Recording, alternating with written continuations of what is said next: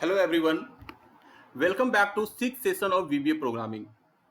आज के सेशन में हम प्रोग्रामिंग के एक और नए कॉन्सेप्ट को एक्सप्लोर करेंगे जिसका नाम है लूप।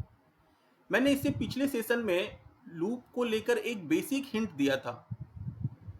आज इसी टॉपिक को और भी अच्छे से एक्सप्लोर करेंगे। अगर आपसे कोई पूछता है लूप क्या है, तो आप वन लाइनर डेफिनेशन के रूप में बोल सकते हैं, loop have ability to perform a set of instructions repeatedly. अगर मैं इस लाइन को और अच्छे से एक्सप्लोर करूं तो मुझे आपको ले जाना पड़ेगा विजुअल बेसिक एडिटर के विंडो पे।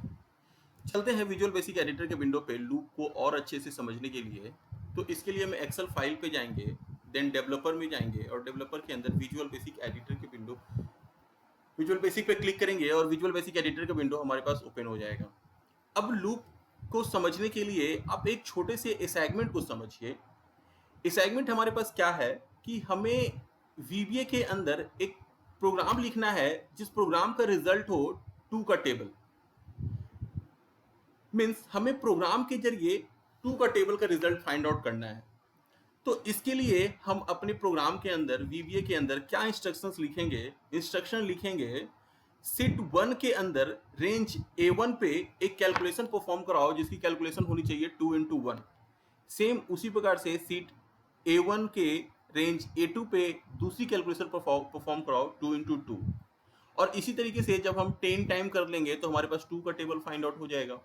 अब इसी चीज को हम कोड विंडो पे करके दिखाते हैं आपको। तो इस सबसे पहले हम इस प्रोग्राम को लिखने के लिए हम क्या लिखेंगे? अपने प्रोग्राम का नाम। तुम कैसे लिखते हैं? सब रूटीन सब के साथ लिखते हैं टेबल।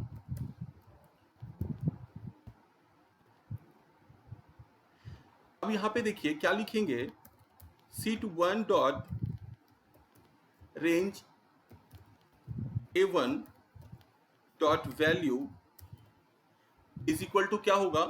2 into 1। सेम इसी प्रकार से रेंज A2 पे क्या कैलकुलेशन परफॉर्म होगा? 2 into 2।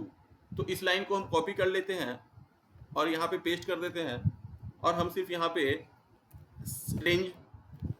रेंज का रेफरेंस चेंज कर देंगे।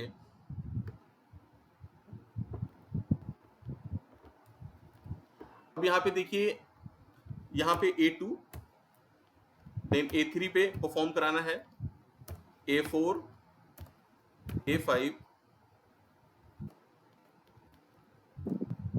7 8 9 10। कैलकुलेशन सेम इसी प्रकार से चेंज करेंगे, 2 3 4 5 6 7 8 9 और 10। जब इस प्रोग्राम को हम एग्जीक्यूट करेंगे, इस प्रोग्राम को हम रन करेंगे तो हमारे पास एक रिजल्ट आउटपुट होगा और वो रिजल्ट आउटपुट होगा हमारा 2 का टेबल। बट आप देख रहे हैं इस प्रोग्राम में कि सेम कोड को मैंने 10 बार रिपीट किया है। आप कह सकते हैं कि रेपिटेशन इस कोड का, इस प्रोग्राम का डिसएडवांटेज है। एक ही टाइप का कोड हम 10 बार रिपीट कर रहे हैं। तो इस रिपीटेशन को अगर हमें कंट्रोल करना है या इस रिपीटेशन को हमें मैनेज करना है, हम चाहते हैं कि रेपिटेशन ना हो, हम कुछ ऐसा करें कि एक ही लाइन लिखें और हमारा ये पूरा 10 बार जो रिपीटेशन हो रहा है वो एक्शन परफॉर्म हो जाए। तो इस चीज़ को करने के लिए हमें लूप का हेल्प लेना पड़ता है। लूप के जरिए हम इस चीज़ को कंट्रोल कर सकते हैं। लूप को और अच्छे से हम फ्लो चार्ट के जरिए समझने की कोशिश करते हैं। यहाँ पे आप देखेंगे कि आपका कोई प्रोग्राम स्टार्ट होता है, स्टार्ट होने के बाद कुछ लाइन का इंस्ट्रक्शंस, कुछ कोड परफॉर्म होता है और दिन उसके बाद आपका प्रोग्राम लूप में चला जाता है। और लूप के अंदर भी अगर कोई लॉजिकल कंडीशन दिया हुआ है तो लॉजिकल कंडीशंस को चेक करता है। अगर उसका रिजल्ट फॉल्स होता है तो उस रिजल्ट को बाहर कर देता है और प्रोग्राम को ही स्टॉप कर देता है। और अगर उसका रिजल्ट ट्रू होता है देन अगेन क्या करता है कि उसे फिर से लूप पे ले जाता है और फिर से इस एक्टिविटी को परफॉर्म कराता है।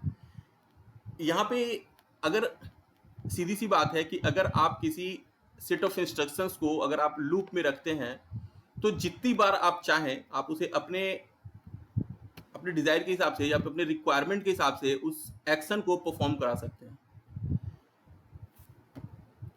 अगर हम लूप के टाइप को देखें तो लूप हमारे पास जनरली 3 टाइप्स का है, एक फॉर लूप और दूसरा डू लूप। डू लूप को टू डिफरेंट टाइप में डिवाइड किया गया है, डू अनटिल और डू वाइल लूप।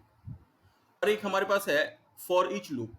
एक एक करके हम बारी बारी से देखेंगे किस लूप को कब हम यूज करते हैं, या हमें अपने सेट ऑफ इंस्ट्रक्शंस को किस तरीके से अपने सेट ऑफ इंस्ट्रक्शंस की रेपिटेशन को किस तरीके से कंट्रोल करना होता है, ये क्या रिक्वायरमेंट होता है और किस रिक्वायरमेंट को लेकर हम किस लूप का यूज करते हैं, हम बारी बारी से देखेंगे इस चीज को।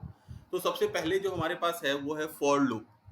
फॉर लूप में कह रहा है कि a for loop is a repetition controller structure that allow us to efficiently write loop that needs to be execute a specific number of time।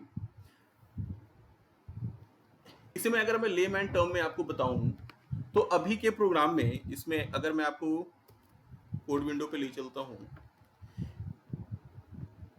इस प्रोग्राम में जो भी मैंने टू का टेबल को फाइंड आउट करने के लिए मैंने जो प्रोग्राम लिखा, इसमें हमें पता है कि हमारा जो कोड है वो कितनी बार रिपीट हो रहा है, 10 बार रिपीट हो रहा है। तो फॉर लूप में अगर आपको पता होता है कि हमारा जो रिपीटेशन कितनी बार होगा, आपको उसका नंबर पता है, तो आप फॉर लूप का यूज करेंगे।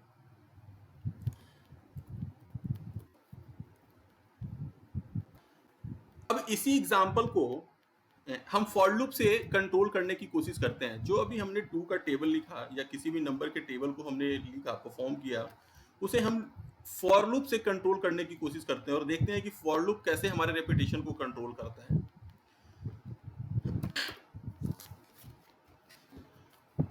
तो अब इसके लिए देखिए हम क्या लिखेंगे। सबसे पहले हम सबरूटीन का नाम लिखेंगे। जस्ट पहले क्वेश्चन जो टेबल का जो प्रोग्राम है उसे हम लूप के जरिए मैनेज करने की कोशिश कर रहे हैं। अब देखिए क्या हम लिखेंगे, सबरूटीन लूप का ये पहला एग्जांपल हमारे पास है, तो हम लिखते हैं सबरूटीन का नाम क्या है, लूप 1। अब यहाँ पे हम दो वेरिएबल डिफाइन करेंगे। वेरिएबल डिफाइन कैसे करते हैं हम लोग, डिम के साथ करते हैं, dim I as a integer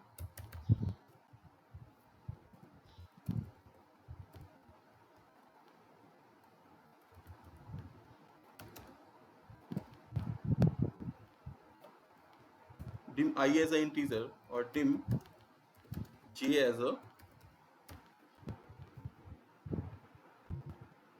integer। अब जो हम टू का टेबल लिखे हैं, हम चाह रहे हैं कि ये टू का टेबल नहीं हो, यूजर डिफाइंड टेबल हो, यूजर के द्वारा इनपुट हो, जो भी यूजर इनपुट करे जिस भी नंबर का, उस नंबर का टेबल हमारे पास परफॉर्म हो जाए। तो यहाँ पे हम क्या लिखेंगे, लिखेंगे I is equal to input box और यहाँ पे हम क्या देंगे, प्लीज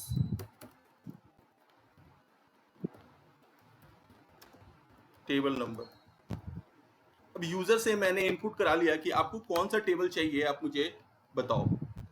देन इसके बाद हमारे पास एक वेरिएबल है जे पे हम वैल्यू को स्टोर कराएंगे 1 से 10 तक, बिकॉज हमें पता है कि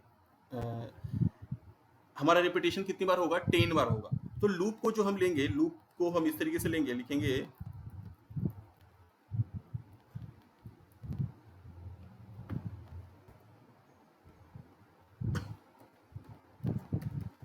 for j is equal to 1 to 10।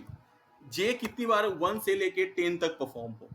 Then और लूप जब भी कभी हम लिखते हैं तो लूप को हम नेक्स्ट जैसे, फॉर लूप को नेक्स्ट जैसे क्लोज करेंगे। जिस तरीके से हम इसे ओपन किए, अब इसे हम नेक्स्ट जैसे क्लोज करेंगे। अब यहाँ पे हम क्या लिखेंगे, अब हमारी जो जे पे कौन सी वैल्यू स्टोर हो रही है 1 से लेके 10 तक। अब आप ऊपर के एग्जांपल में देखेंगे कि ये A1, A2, A3, A4, A10 तक जो है वो हमारी वैल्यू अब कहाँ स्टोर हो रही है, 1 to J पे स्टोर हो रही है। J की वैल्यू 1 से लेके 10 तक वैरी होगी। तो अब हम 1 to ना लिख के हम क्या लिखेंगे, J को लिखेंगे। अब देखिए इसे हम कैसे लिखते हैं, C to 1 dot range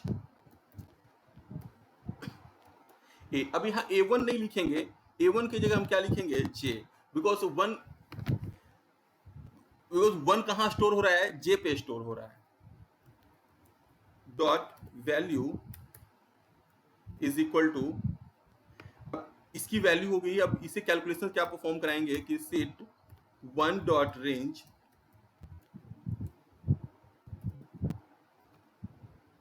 A dot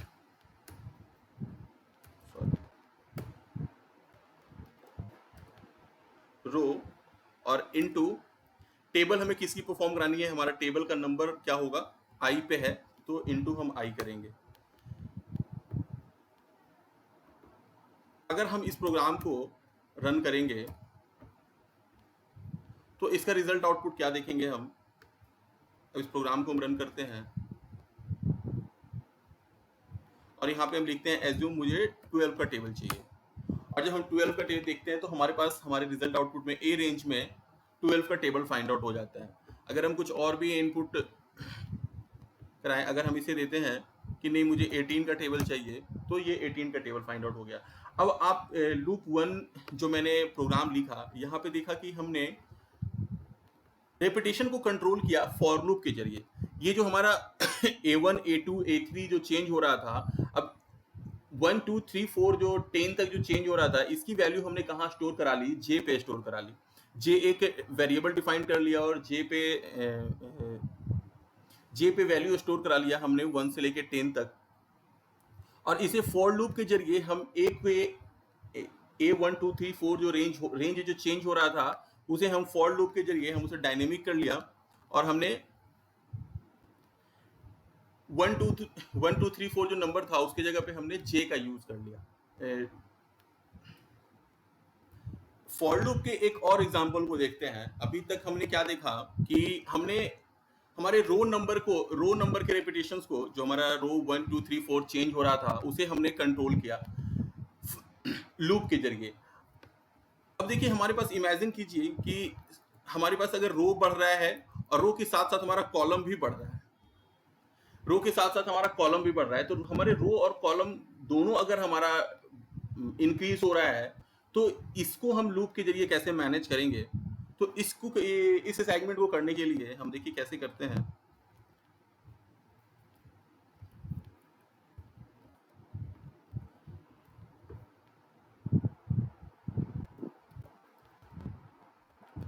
एक प्रोग्राम लिखेंगे, सब रूटीन सब लूप 2।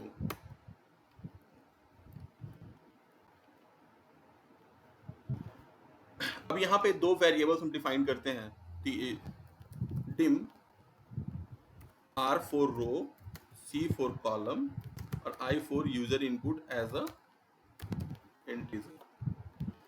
अब हम यूजर से इनपुट लेते हैं, i is equal to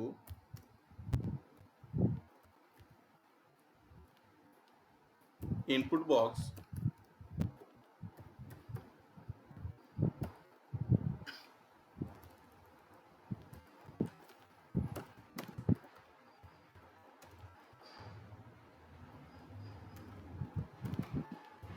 please input table number.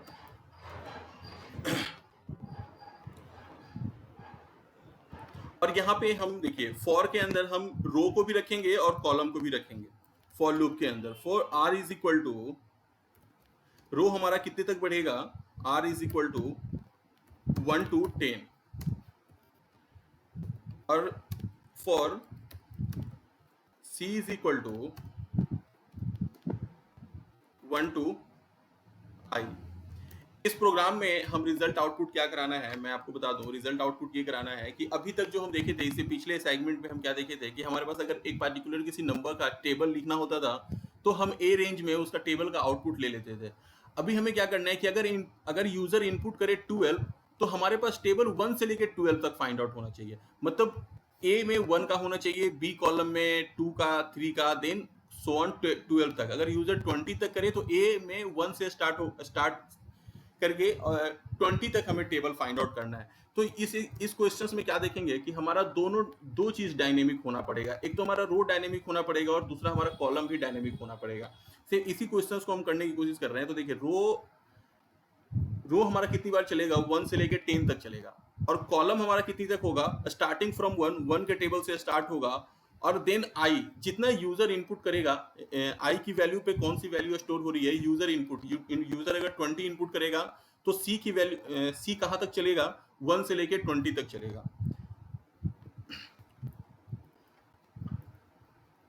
Then उसके बाद हम इंस्ट्रक्शन देखिए, हम उसके बाद क्या लिखेंगे कि सीट 1 डॉट सेल्स। अब यहाँ पे हम रेंज ना देके हम अब की बार जो हम रेंज का एड्रेस देंगे वो सेल्स के रूप में देंगे।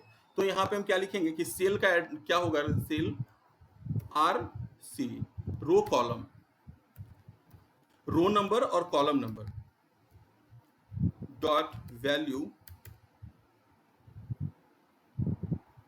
Is equal to R into,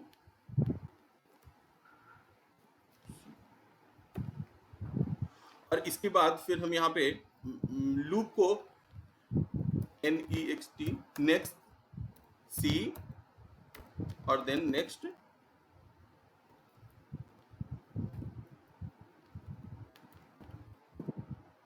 are.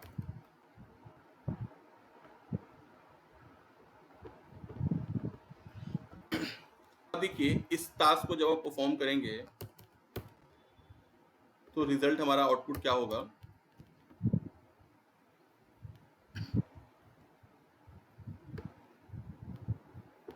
इसे प्ले करेंगे। हमसे यूजर मांग रहे हैं, इनपुट मांग रहा है कि आपको कहां तक टेबल लिखना है, 15। अब हम देखेंगे कि हमारे पास जो टेबल क्या है, 1 से लेके 15 तक रिजल्ट आउटपुट हो रहा है। ठीक है, 1 से लेके 15 तक रिजल्ट आउटपुट हो रहा है। तो यहाँ पे हमने क्या किया कि हमने रो को भी डायनेमिक किया और कॉलम को भी डायनेमिक किया, और वो डायनेमिक कैसे किया, फॉर लूप के हेल्प से हम लोगों ने डायनेमिक किया। लूप के नेक्स्ट टाइप को देखते हैं, do until loop. Do until loop को समझने की कोशिश करते हैं। If you want to repeat a set of instructions until your condition is false, you should use do until loop. यहां ये कहना चाह रहा है कि फॉर लूप में हमने क्या देखा था, फॉर लूप में हमने देखा था कि अगर हमें पता है कि हमें अपने सेट ऑफ इंस्ट्रक्शंस को कितनी बार रिपीट कराना है, 10 बार कराना है, 20 बार कराना है, जितनी बार भी कराना है, अगर ये हमें नंबर पता है तो हम डू फॉर लूप का यूज करते हैं। लेकिन अगर हमें पता ही नहीं है कि हमें अपने जो कोड को कितनी बार रिपीट कराना है, तो उस टाइम पे हम डू अंटिल या डू वाइल का कोड का यूज करते हैं, डू लूप का यूज करते हैं। और यहाँ पे क्या कह रहा है कि ये तब तक आपके, अगर आप डू अंटिल लूप यूज करते हैं तो ये लूप तब तक चलेगा जब तक कि आपका कंडीशन फॉल्स नहीं हो जाए। जब तक कि ये ट्रू होता रहेगा, जब तक कंडीशन ट्रू होता रहेगा तब तक इस लूप को, इस प्रोग्राम को एग्जीक्यूट करता रहेगा, उस लाइन को एग्जीक्यूट करता रहेगा। और जब ये फॉल्स हो जाएगा, कंडीशन को मेट नहीं करेगा, तब वो क्या करेगा, उसे एग्जीक्यूट करना छोड़ देगा। इसे मैं एग्जांपल्स के द्वारा समझाता हूँ। चलते हैं विजुअल बेसिक एडिटर के विंडो पे, एक नया मॉड्यूल इंसर्ट कर लेते हैं।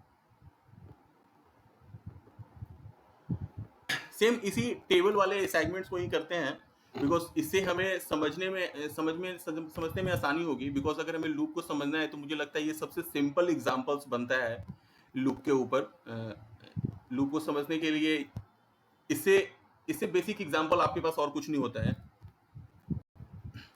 तो यहाँ पे हम अपने सब रूटीन को लिखते हैं, और क्या लिखते हैं कि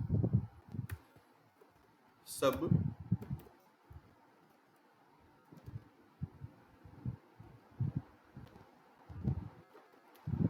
लूप डू अंटिल लूप को समझने की कोशिश करते हैं। अब इसमें भी अगेन हम दो वेरिएबल्स डिफाइन करते हैं, dim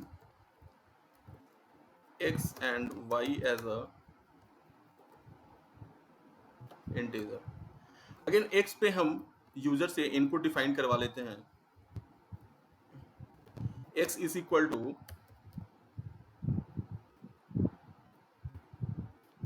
input box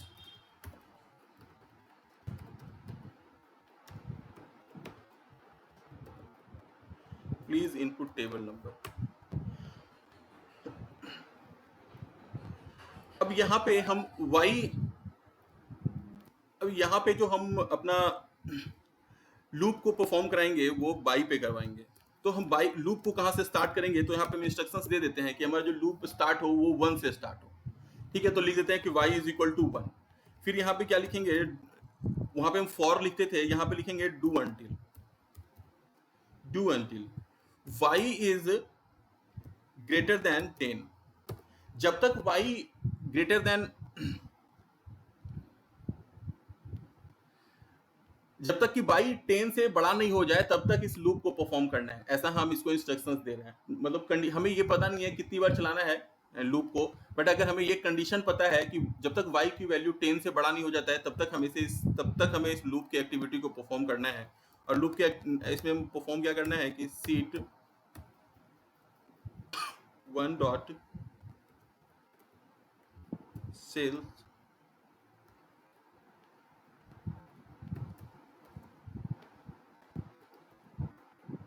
value is equal to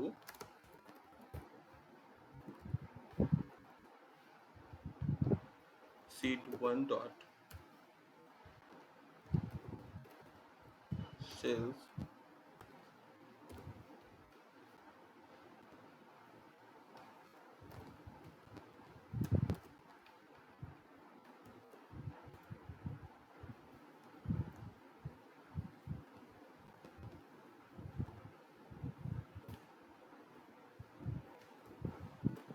into x। और यहाँ पे फिर लिखेंगे y जो है एक बार चले दिन अगेन y की वैल्यू y प्लस 1 से इंक्रीज हो जाए। और इस लूप को हम कैसे क्लोज करेंगे, लूप से। अब इस हम प्रोग्राम को जो हम एग्जीक्यूट करेंगे एज्यूम मुझे, तो हमें देखिए कि हमें 15 का टेबल हमारे पास फाइंड आउट हो गया। रिजल्ट सेम है जो फॉर लूप से रिजल्ट आ रहा था, सेम वही डू अंटिल से भी रिजल्ट आ रहा है। मैं आपको सिर्फ ये बताना चाह रहा हूँ कि डू अंटिल कब यूज करेंगे। डू अंटिल तब यूज करेंगे जब हमारे पास नंबर नहीं पता, हमारे पास ये नहीं पता हो कि हमें लूप कितनी बार चलाना है, लेकिन उसके जगह पे हमें कुछ कंडीशन पता हो। तो जब हमारे पास नंबर ना पता हो गए, हमें कंडीशन पता हो, तो कंडीशन के टाइम पे हम डू लूप का यूज करते हैं। और हमारे पास अगर ये पता हो कि लूप कब तक चलाना है, जब तक कि हमारा कंडीशन फॉल्स ना हो जाए। फॉल्स अगर हमें स्टेटमेंट हमें पता हो तो हमें डू अंटिल का यूज करेंगे। और सेम इसी प्रकार से अगर हमें ये पता हो कि ट्रू कंडीशन अगर हमें पता हो तो हमें वहां पे डू वाइल का यूज करेंगे। If you want to repeat a set of statement और set of instructions until your condition is true, जब तक आपका कंडीशन ट्रू नहीं हो जाता है, हम तब तक चाहते हैं कि हम अपने लूप के स्टेटमेंट को अपने कोड के रिपीटेशंस को कंट्रोल करते रहें या फिर रन करते रहें, तो उस टाइम पे we should use do while loop. तो उस टाइम पे हम कौन से लूप का यूज करेंगे, डू वाइल लूप का यूज करेंगे। इसी एग्जांपल को अगर हम डू वाइल पे समझें तो कैसे देखें, कैसे लिखेंगे इस कोड को।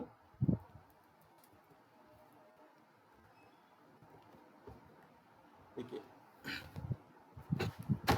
फिर इसे समझने के लिए एक सब रूटीन लिखेंगे। क्या लिखेंगे, सब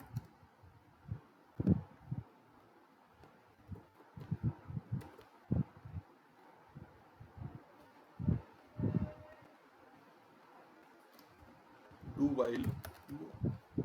ठीक है, अब इस अगेन इसी चीज को हम लिखेंगे डिम x और z as a integer. x और z एज अ इंटीजर है। अब z पे हम वैल्यू इनपुट करा लेंगे, z is equal to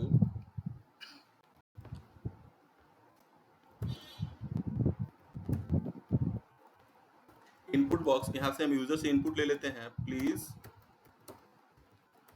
input table number, है ना। यहाँ पे हम टेबल नंबर के लिए इनपुट ले लेते हैं।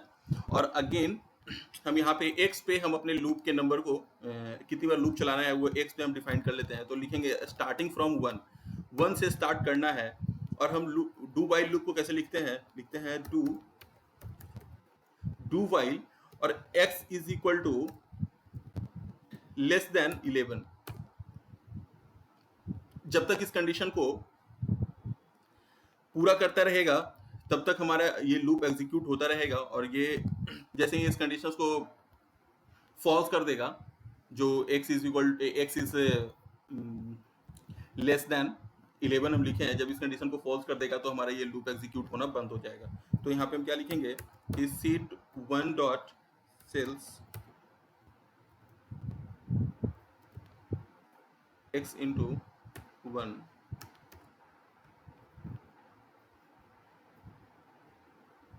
dot value is equal to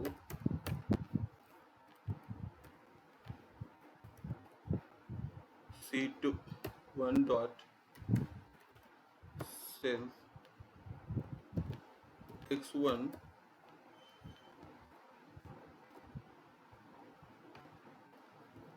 dot row into z, because हम टेबल का नंबर कहाँ पे स्टोर करा रहे हैं, z पे, ठीक है। और इसे फिर अगेन जैसे हम डू अनटिल में लिखे थे, x is equal to x plus 1, और इसे लूप से हम क्लोज करेंगे। अब इस प्रोग्राम को अगेन एग्जीक्यूट करेंगे तो हमारे पास रिजल्ट आउटपुट आएगा। तो आप देख रहे हैं कि कैसे हमारे पास अगर हमें कंडीशन नहीं पता है कि हमें कितनी बार रन करना है इस इंस्ट्रक्शंस को, इस कोड को, अगर हमें नंबर नहीं पता है तो हम कौन से लूप का यूज करेंगे, डू लूप का यूज करेंगे। इसके बाद हमारे पास एक और लूप है, for each loop. For each loop में बोलते हैं कि for each loop is use to execute a set of statement for each element in an array और कलेक्शन। इसमें ये लूप हमारे एरे पे काम करता है, हमारे ऑब्जेक्ट वेरिएबल पे काम करता है। मीन्स या तो रेंज पे काम करेगा, या वर्कशीट पे काम करेगा, वर्कबुक पे काम करेगा। तो फॉर लूप को और दूसरे शब्दों में समझे तो हम ये कह सकते हैं कि अगर हमारे पास एक पार्टिकुलर किसी रेंज पे अगर हमें कोई एक्शन परफॉर्म कराना है या टास्क परफॉर्म कराना है, तो हमें नंबर नहीं पता है, हमें कंडीशन नहीं पता है, हमें रेंज पता है। जब हमें रेंज पता है तो उस टाइम पे हम फॉर ईच लूप का यूज करेंगे। एग्जांपल्स के लिए मैं आपको समझाता हूँ, इसे आप डिलीट कीजिए। जैसे एज्यूम कीजिए कि इस पार्टिकुलर हमें रेंज पता है, और हमें पता है कि इस पार्टिकुलर रेंज में हमें एक टेबल का कैलकुलेशन परफॉर्म होना है। तो इसके लिए हम क्या कोड लिखेंगे, विजुअल बेसिक एडिटर पे जाते हैं, एक नया मॉड्यूल इंसर्ट कर लेते हैं, और यहाँ पे हम लिखेंगे सब रूटीन का नाम सब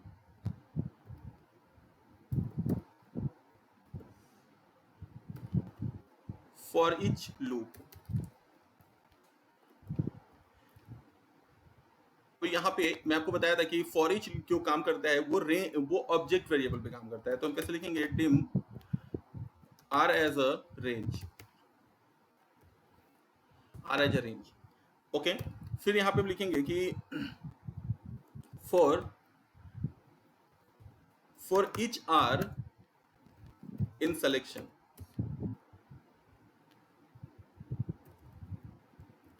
फॉर ईच आर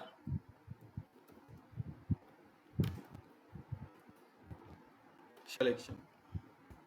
देन हम क्या लिखेंगे कि आर डॉट वैल्यू, आर की वैल्यू क्या होनी चाहिए, sorry, R dot value is equal to R dot row count और इनटू आर डॉट कॉलम। और इसके बाद हम क्या लिखेंगे, नेक्स्ट आर।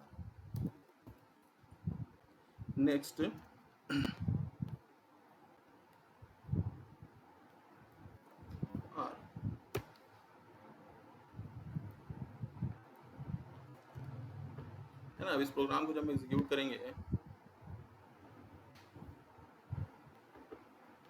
तो हमारे पास देखिए कि ये टेबल फाइंड आउट हो गया 1 का, है ना। अब इसी चीज़ को अगर हम आगे बढ़ाएंगे और हम यहाँ पे देखते हैं कि हम एल तक ले लेते हैं, ठीक है, इस पार्टिकुलर रेंज पे हमें कैलकुलेशन परफॉर्म कराना है टेबल का। तो देखिए हमारा ये टेबल पूरा परफॉर्म हो रहा है।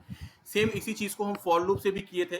फॉर लूप में हमारे पास नंबर पता था कि हमें कितनी बार हमें परफॉर्म करना है। यहाँ पे हमें नंबर नहीं पता है, बल्कि हमें रेंज पता है कि इस पार्टिकुलर रेंज में हमें टेबल का कैलकुलेशन परफॉर्म कराना है। फॉरगेट अबाउट, सॉरी, अगर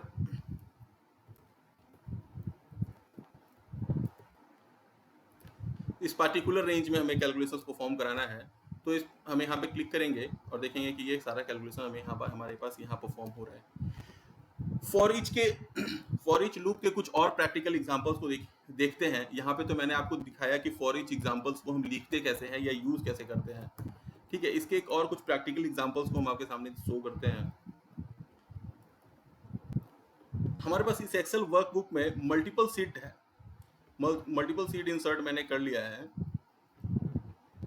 और हमें क्या करना है कि हमें इस सारे सीट के नेम को फाइंड आउट करना है कि हमारे पास जो एक पर्टिकुलर किसी वर्कबुक में कितने सीट ओपन हैं, कितने सीट हैं, इस चीज को हमें देखना है। तो इस चीज को देखने के लिए हम क्या मैक्रोज लिखते हैं, और ये से हम फॉर ईच लूप के जरिए हम कंट्रोल करते हैं। कैसे करते हैं देखते हैं इस सेगमेंट को। तो इसे हम कैसे लिखेंगे, सबरूटीन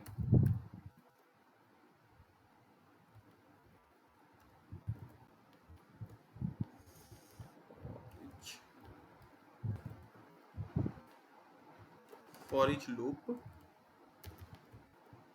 का दूसरा एग्जांपल है। अब यहाँ पे हम लिखेंगे, क्या लिखेंगे कि for dim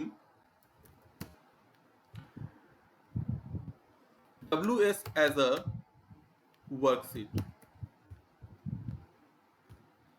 WS as a worksheet, और फॉर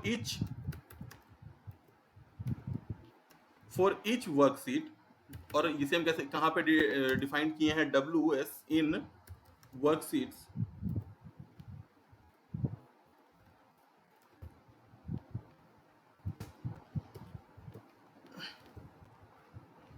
और इस ये जो जितने भी सीट्स हैं, जितना भी हमारे वर्कबुक में जो सीट है, उसे हम इमीडिएट विंडो में देखना चाहते हैं। इमीडिएट विंडो में उसका हम रिजल्ट पब्लिश कराना चाहते हैं। तो इसके लिए हम लिखेंगे debug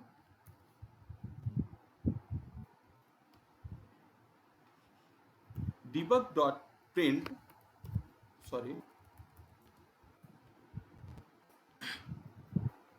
debug dot print worksheet dot name।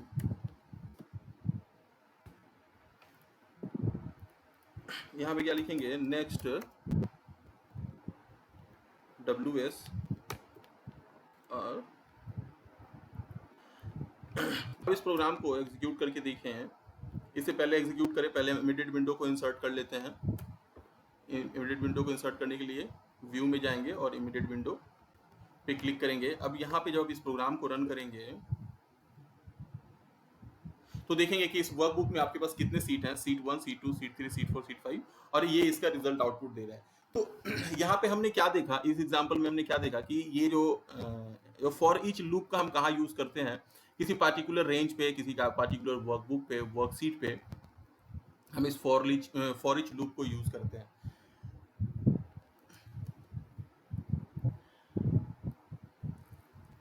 Hope कि आज आपको लूप का बेसिक सेशन समझ में आया होगा। मैंने लूप को कैसे यूज करना है, लूप को कब यूज करना है, लूप की क्या यूजेस है, मैंने आज आपको एक्सप्लेन करने की कोशिश किया। लूप छोटी चीज नहीं है। मैं लूप के ऊपर और भी प्रैक्टिकल एग्जांपल्स मैं आपको नेक्स्ट सेशन में दूंगा, बिकॉज लूप के ऊपर एक दो सेशन और मैं पब्लिश करूंगा आपके लिए, बिकॉज लूप पे प्रैक्टिस करना या लूप को और अच्छे से समझने के लिए मुझे और भी एग्जांपल्स देना जरूरी होगा। तो अभी तक जो मैंने आपको लूप के ऊपर जो भी मैंने एग्जांपल्स दिए, आपको बताया, आप उस पर प्रैक्टिस कीजिए। नेक्स्ट सेशन में मैं लूप के कुछ और प्रैक्टिकल एग्जांपल्स के साथ आपके सामने रहूंगा। अभी के लिए थैंक यू।